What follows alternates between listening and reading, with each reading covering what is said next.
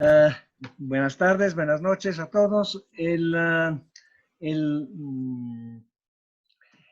tema que se había anunciado para esta plática era un tema muy ambicioso, era ver plataformas, cómo se comportan las plataformas de streaming en el caso de este coronavirus, de esta contingencia, del contenimiento, etcétera, etcétera. ¿Sí me escuchan? Sí, sí se escucha bien. Sí se escucha okay, bien. Bueno. Entonces, en realidad esto es bastante difícil de hacer. Hay muchas dificultades. La primera la ven en la primera página, en la primera lámina. Es una especie de estado de la situación, lo que se puede hacer y lo que es muy difícil o imposible hacer cuando se trata de analizar cómo se comportan las plataformas de streaming. Hay varias razones por las que este análisis no es posible hacerlo ahora. Ahora, quiero decir, en este momento, quizás dentro de 6 meses sí, pero en este momento no.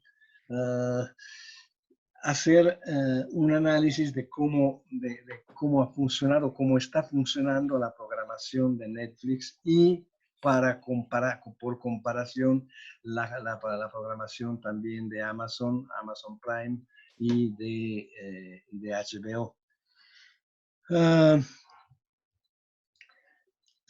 Les decía, algo se empieza a saber, pero todavía es muy poco. Según las primeras extrapolaciones de Digital Policy Law, el mercado de los videojuegos online se ha disparado desde que han empezado las medidas de confinamiento en Europa, se ha disparado un 75%.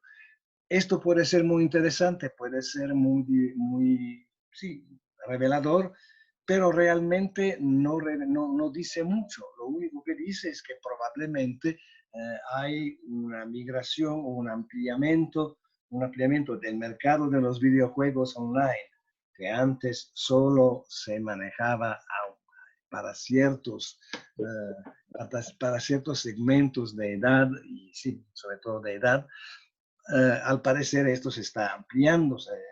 Hay más gente, hay más adultos que no saben qué hacer con su tiempo ahora que están en contingencia, que están en confinamiento. Se antojarían datos más precisos, más específicos, pero son precisamente los datos que faltan. Esa es la primera dificultad. Pero la segunda dificultad es aún más general. Ni siquiera sabemos, ni siquiera podemos hacer una correlación estrecha entre la programación de las plataformas y la cronología de las restricciones.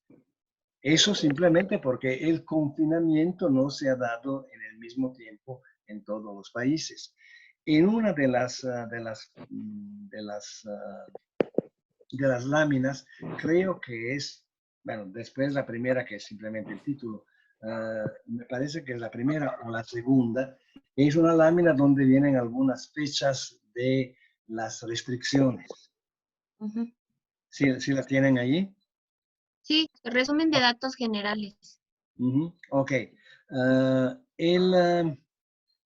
Permíteme. Ok.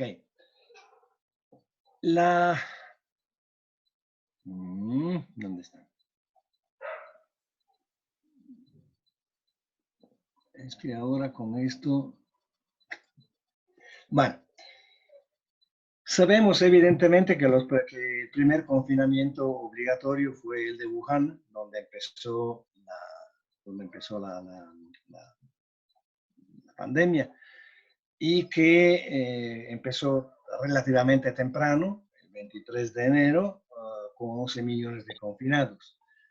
que sucesivamente a través de lo que quedaba de enero y la primera mitad de febrero llegó hasta los 60 millones. La alerta sanitaria mundial de la Organización Mundial de la Sanidad es del 20 de febrero y finalmente se declara pandemia el 10 de marzo. Mientras tanto, algunos países ya estaban muy afectados, aparte China, estaban muy afectados. El que primero fue afectado y por lo tanto puso gente en confinamiento fue Italia del Norte. Inicialmente era Lombardía y algunas partes de otra región de ahí del norte de Italia que se llama Emilia-Romagna. 16 millones, básicamente esas regiones y provincias del norte de Italia, 16 millones entraron en confinamiento entre el 1 y el 8 de marzo. Finalmente, a partir del lunes 9 de marzo, cuando se había cuando se había manifestado ya la pandemia y aún antes de que la Organización de la Sanidad la llamara pandemia, y todo el país, toda Italia, estuvo en confinamiento a partir del lunes 9 de marzo. España llegó un poquito más tarde. La Comunidad de Madrid y otras comunidades autónomas más pequeñas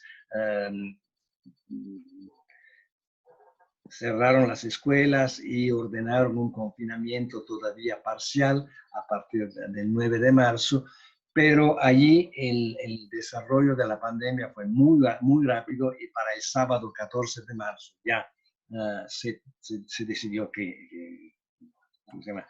Confinar a todo el país. Después, la historia sería, no vamos a hacer una historia de país por país. En el Reino Unido fue bastante tardío en tomar estas medidas.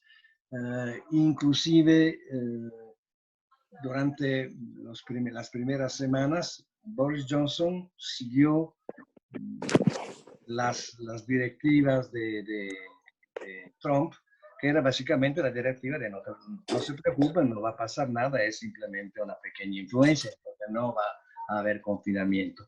Últimamente, estoy hablando de antier, la posición de Trump y de Boris Johnson bueno, más bien Boris Johnson se ha separado, se ha destacado de Trump, y él mismo ha declarado, Boris Johnson ha declarado que no se puede pensar en reabrir la actividad económica sin garantías. Y la razón es evidentemente que Boris Johnson sí le dio el COVID y se lo dio bastante serio, ¿no? ¿Cómo? ¿Sí? ¿Estamos bien? Si están tratando de decirme, a ver,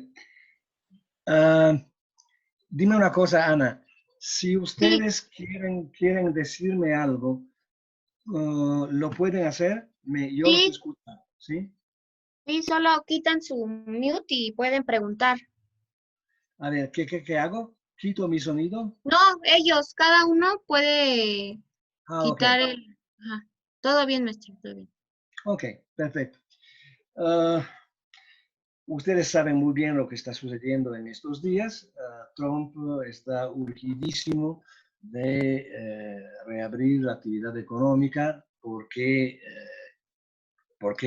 si no logra relanzar la economía, es prácticamente seguro que va a perder las elecciones en noviembre. Y entonces está presionando para que se reabra la actividad económica. Esto lo ha metido, lo ha puesto en contraposición con varios gobernadores, casi todos demócratas, pero no necesariamente, no todos demócratas, también el gobernador de Ohio, que es republicano, tiene la misma posición. Los gobernadores han planteado un frente de gobernadores para oponerse a Trump. No sé si ustedes han seguido bien todas estas con todas estas vicisitudes en los últimos 2 días. Trump primero ha dicho, yo como presidente soy el único que tiene el poder constitucional de ordenar el lockdown, el confinamiento o de ordenar que se quite. Los gobernadores le han dicho, ni modo, no es cierto, constitucionalmente nos toca a nosotros. Toda esta batalla sigue en pie. Ayer Trump ha conseguido que el gobernador de Georgia declarara que a partir del viernes va a abrir. Y va a abrir a partir del viernes una serie de actividades que realmente no se entiende por qué. Están los salones de bellezas, los salones que ponen uñas y cosas de ese tipo, ¿no? Pero a partir del lunes quiere reabrirlo todo. Y eso lo dice el gobernador de Georgia, pero las alcaldesas y los alcaldes de las principales ciudades de Georgia no están de acuerdo. Entonces, eso es simplemente para tener una idea de cómo está funcionando la situación. A nosotros, para propósito de análisis, esto nos complica ulteriormente las cosas porque no sabemos absolutamente nada de lo que va a suceder. Si tienen después algunas otras preguntas con relación a esta lámina, me lo preguntan. ¿Puedes pasar, por favor, la lámina sucesiva para que yo mismo vea en dónde estamos? Ok. Hay una fuerte dificultad si analizamos, ahora, ya no estamos hablando en este momento del programa, de la evolución del confinamiento a nivel europeo, a nivel norteamericano y a nivel mundial. Estamos hablando de la programación de Netflix. Una de las primeras dificultades que tenemos es que es muy difícil saber cuándo Netflix empezó a programar cierta serie y ciertas películas. Si ustedes se meten a Wikipedia, sí encuentran algo, pero es un esquema bastante parcial, no completo, y entonces nosotros no tenemos la posibilidad. Sabemos cuándo fue producido una determinada serie o una determinada película. Es mucho más difícil saber cuándo Netflix la adquirió. Si son programas de los que Netflix decidió hacer ella misma los programas, entonces sí podemos estar relativamente seguros. Pero para los primeros años es prácticamente imposible saber con precisión qué funciona. ¿Cómo? ¿Sí me siguen escuchando? Sí, se escucha bien. Ok. Entonces no podemos hacer un estudio por el momento muy preciso. Lo que podemos hacer es algunas periodizaciones generales. Sabemos que Netflix nace como otra cosa, porque no era el Netflix que conocemos ahora, nace a finales del milenio pasado, pero la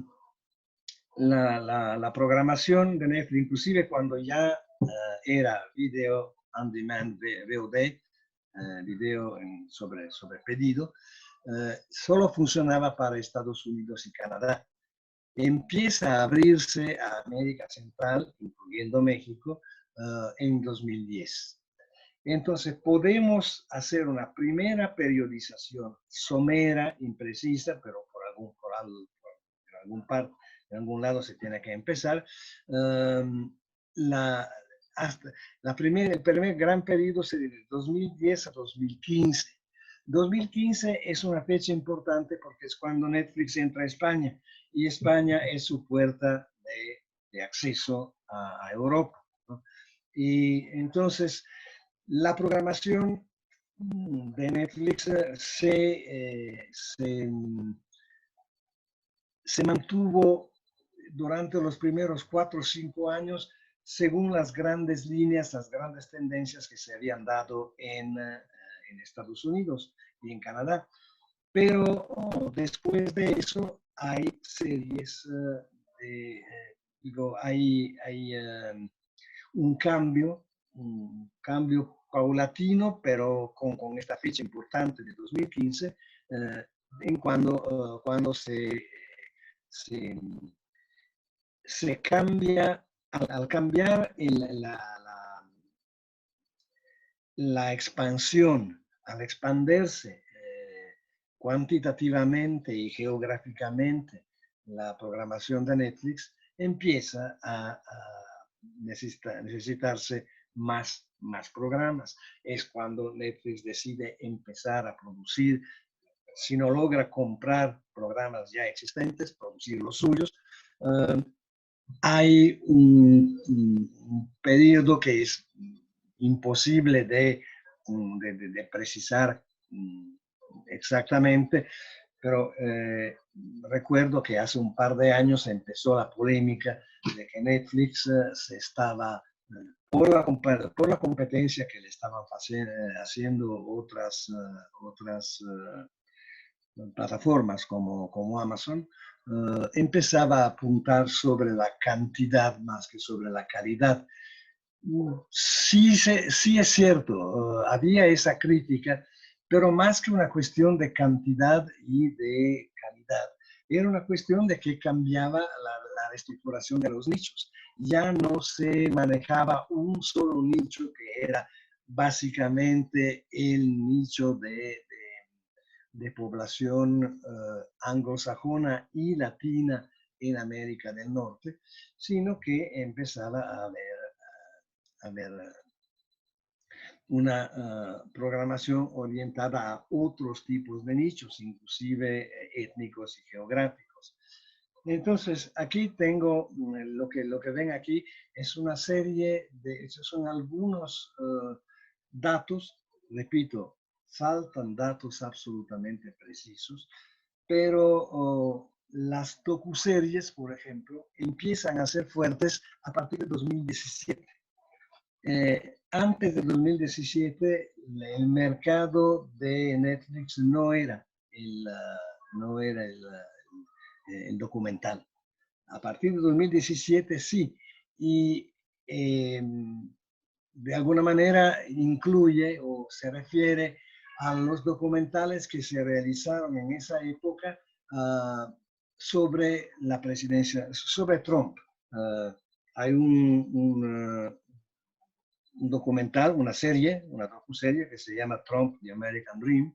La pueden ver, todavía está en Netflix. Digamos que el aumento de las series es muy claro a partir de 2017. Con la caída con la ampliación del mercado de Netflix a Europa y a otros países latinoamericanos, entonces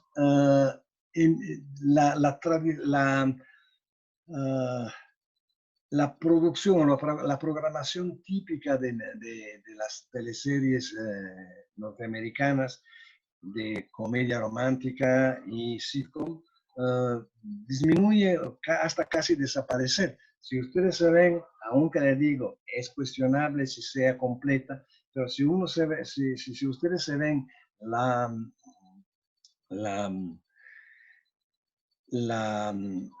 programación de comedias y de sitcom, encuentran 16 títulos entre 2015 y 2020. 16 títulos, ¿no? Mientras que las series para públicos no anglosajones, serie de cualquier tipo, serie originales, serie de ficción, algunas de esas series que es difícil saber si son documentales o no, porque son series que dicen basadas sobre hechos reales, ficcionalizadas, pero basadas sobre hechos reales. Bueno, esas para públicos no anglosajones, que básicamente son públicos coreanos, ¿no? Públicos brasileños y españoles de España o mexicanos, ¿no? Son poco menos de 90 títulos contra los 16 de comedia y de sitcom. Bueno, ok. Creo que podemos pasar. Ya estamos en el. Ya me cambiaste la. Muy bien. Ahora, si nosotros. Yo propongo, a falta de esta. Permítame, tengo que ir a cerrar la puerta al gato porque si no, no me deja trabajar.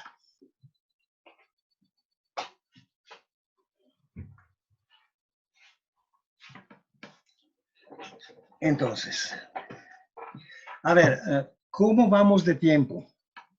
Porque Se supone que acaba a las 7, ¿se pueden quedar un poco más o más ahí bien? me puedo quedar un poco más. No quisiera cortarles a ustedes el tiempo de preguntas, ¿no? Entonces, voy simplemente a resumirle cómo seguía esa charla si no hubiéramos tenido estos problemas iniciales. El discurso político. Cuando hablamos del discurso político hoy, especialmente en relación con la pandemia, con el contenimiento, etcétera,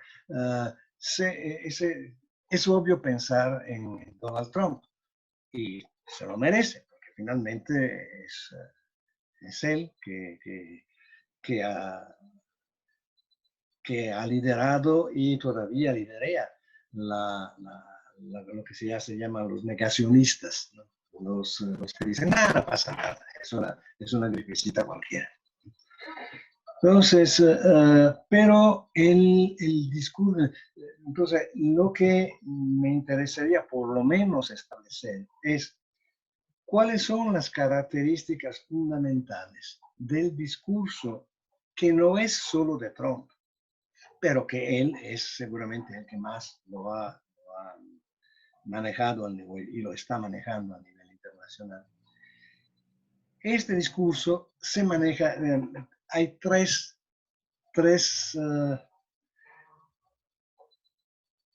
si fuera una receta médica, serían los tres, ¿cómo se llama?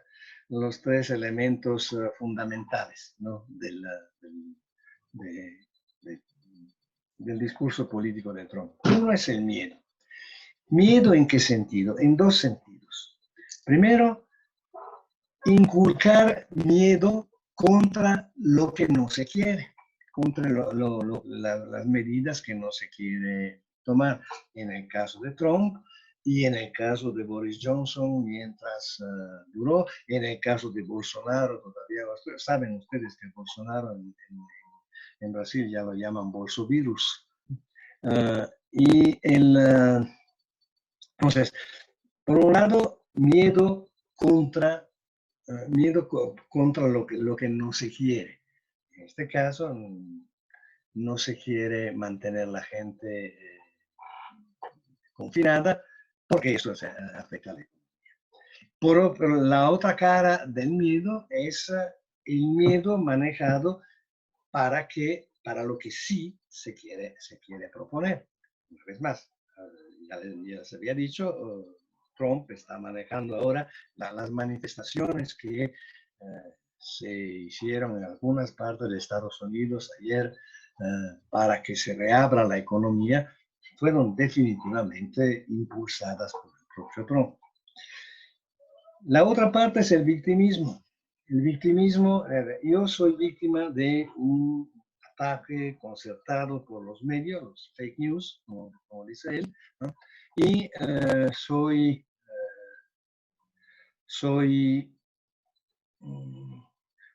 soy objeto de ataque por parte de los gobernadores, por parte, obviamente, de Nancy Pelosi, que es su enemiga de siempre, ¿no? Y esos primeros dos puntos, la campaña de miedo y el victimismo, ¿no? Yo soy víctima de un ataque, ¿no? Coincide con, o todo está organizado para eludir o evadir las propias responsabilidades. Los países que han llegado tarde a la contingencia, al confinamiento, obviamente están bajo acusación, porque les acusan justamente de ser responsable de ya decenas de miles de muertos. Estados Unidos ha llegado hoy arriba de los 43.000 muertos. Y entonces, todo el miedo y victimismo sirven para tratar de evadir las responsabilidades.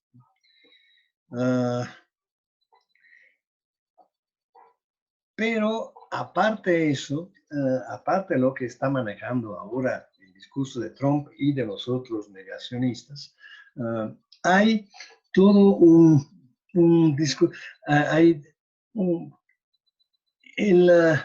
el discurso del miedo es un discurso viejísimo.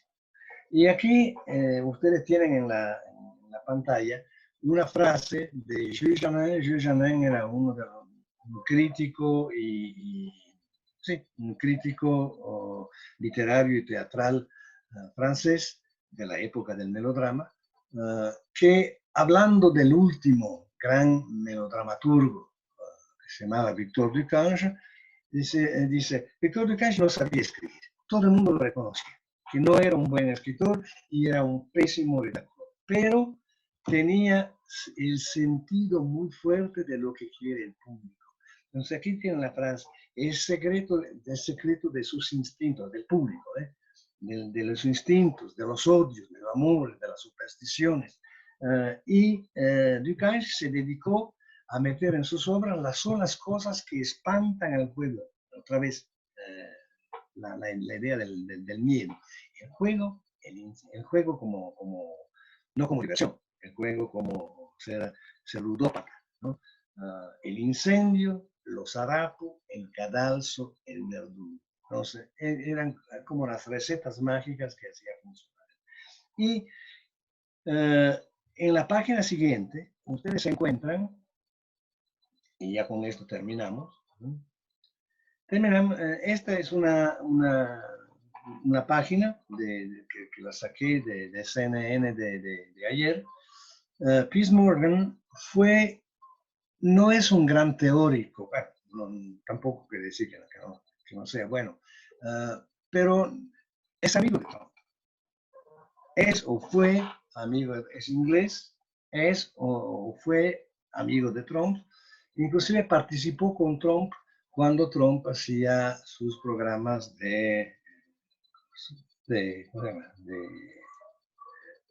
no de teleserie, bueno, lo que hacía, lo que ustedes saben, lo que hizo Trump como presentador de televisión en la primera década del milenio. Dice, América no quiere un rey Trump, pero mucho menos quiere un Trump desilusionado,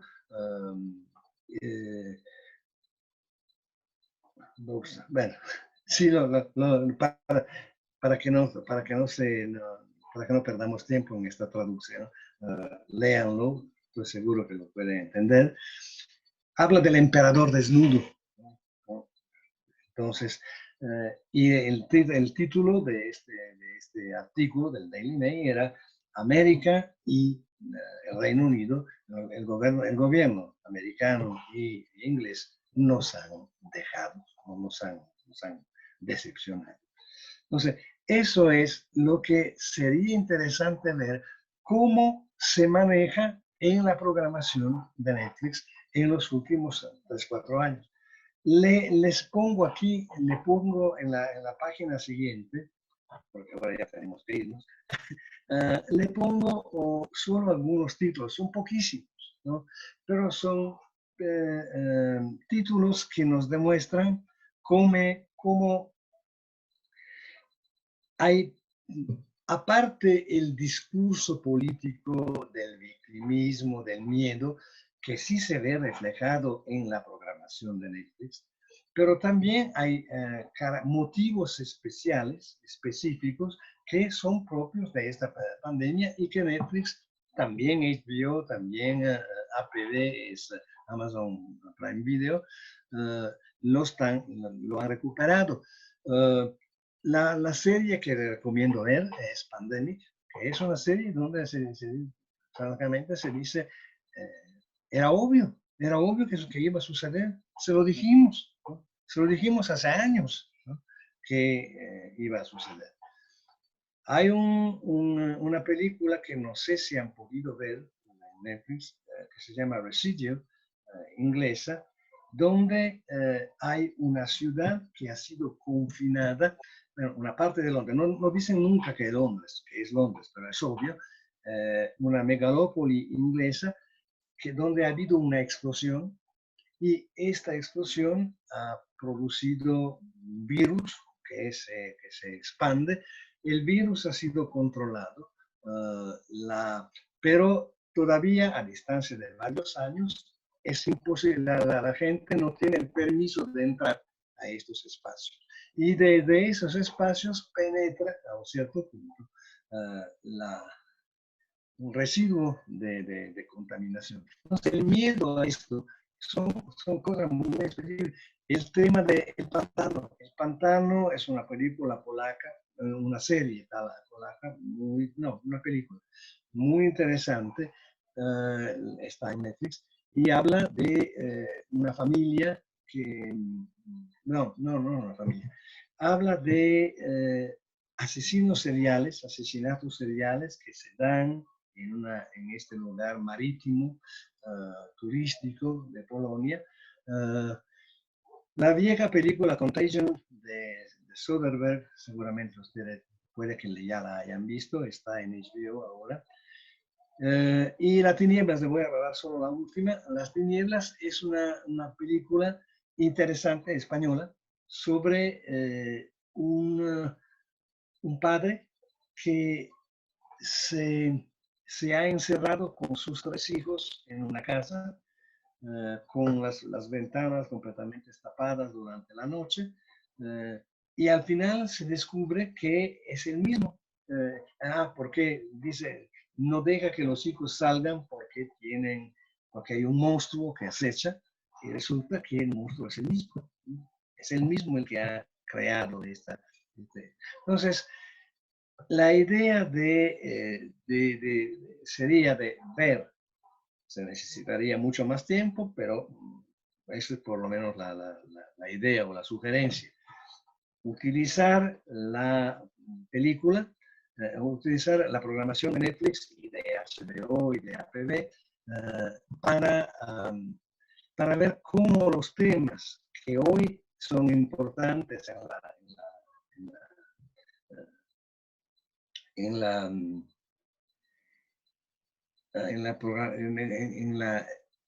digamos, en el imaginario colectivo de la gente que está confinada, cómo esto se está reflejando. Se está reflejando en la programación de Netflix.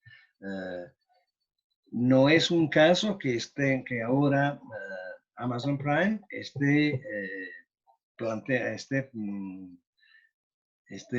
programando Las Tinieblas, que es esa historia de una familia que se ha autoexcluida del mundo, que se siente autoexcluida del mundo. Una de las razones, de las justificaciones que da Trump para pedir que se abra la economía, la actividad económica, es que la gente, dice, la gente tiene cabin fever, la fiebre de la gente que está encerrada mucho tiempo en un espacio reducido, cabina reducida. Eso es Las Tinieblas, ¿no? La película es del 2016, pero hoy día es absolutamente actual. Entonces, esa es un poco la idea que les quiero compartir y a ver si después salen Usted con propuesta de cómo hacemos, qué hacemos. Nos repartimos el trabajo para hacer este tipo de análisis de manera mucho más precisa y mucho más, sí, mucho más precisa. No sé, eso es lo que la propuesta que les hago, la propuesta que le hago a ustedes. Si tienen alguna pregunta para el maestro, chicos, alguien o duda.